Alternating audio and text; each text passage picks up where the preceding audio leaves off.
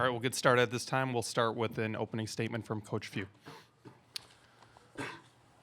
Well, hey, that was a tough one to lose, especially when we battled our hearts out, man. These guys played so unbelievably hard, and I thought we did a great job attacking the zone for the most part. That thing is, really, really difficult to simulate in practice. And then, there was a couple offensive rebounds we gave up down the stretch, and we had a couple, costly turnovers against the press. But probably, just more than that, we needed one or two more baskets there just to kind of keep them at bay. And they did a great job. Going into it, we were a little bit worried when they do get down. They're really long and athletic on that press, and we got stuck with two spot inbounds where you can't move. And that makes it even more difficult. But, man, oh, man, did these guys showed us the most toughness, the most courage I've ever seen a team show in the 18 years I've been at GU. Just amazing from where we were, to get to this point, with ahead in a Sweet 16 game down the stretch is I've never had a team go through that and show that much courage and that much perseverance and toughness. So obviously it hurts, but really, really proud of what happened. All right, we'll go ahead and take questions for coaches, student athletes at this time. If you have a question, please identify yourself before you ask your question. Thank you.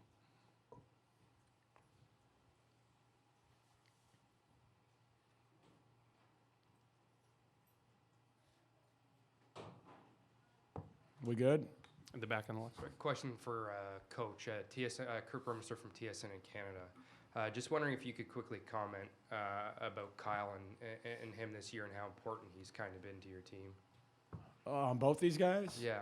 I was just walking with them down the hallway, and I said, I literally can't believe what these guys were able to do this year. When Shemek went down, literally we rode these guys as hard as anybody's ever been, and they stayed out of foul trouble for the most part. They stayed healthy. They kept fresh legs. We didn't even have enough guys to practice. They're getting all the reps in practice on defense, on offense, on special situations. And you get guys sick and all this. We did this for 3 months, and then yet game night, night in and night out, these guys delivered through double teams, through triple teams, through face guarding. Most amazing year I've seen two guys deliver, especially under the circumstances when you take everything into account. Health and longevity and foul trouble and just big-time shot makers and rebounders, and it's crazy.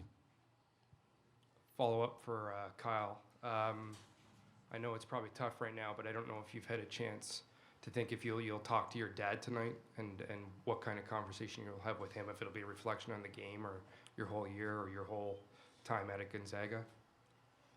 Yeah, it's really nice to have family here. Just this is the toughest things about sports. You never want to be on this side of the game.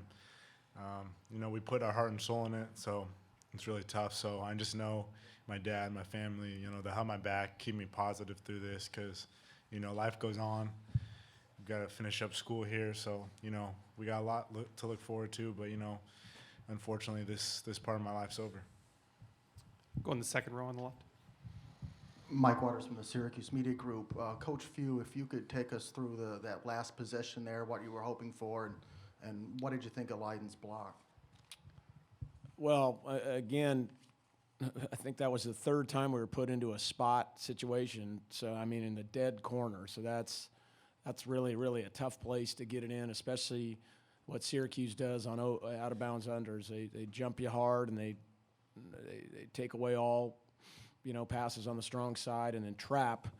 So we actually did a good job getting the ball in from there, got it out quickly without the trap, and then, Perkins made a nice move to get into the lane. Thought what I thought or shot was a pretty good floater, and then the kid made a heck of a play. He didn't really have much time to do, I don't know if there's anybody there on a dump down or not. I'll have to check the tape, but by and large, the tough thing about that zone, especially in a in a situation like that, you're not going to run like a set play there. You just got to play. And we got the ball in, and we got it to Perk, who's a great little playmaker, and he made the right read and just live with the results. Go on the second row in the front. Sam Hyman, WAER. DeMontez, what has Kyle Wilcher meant to this team in his time here? Basically, he's the best. He's like a brother to me ever since I came. Since day one, he's had my back. He showed me around. I came from Europe, and he's been there for me always.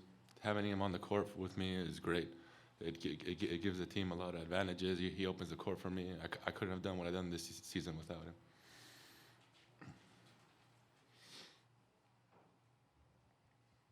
Any further questions? I'll stay on the left side. Oh, yeah, Mike Waters again. Just one more for Coach Few. When you got up 9, Jim went to the press.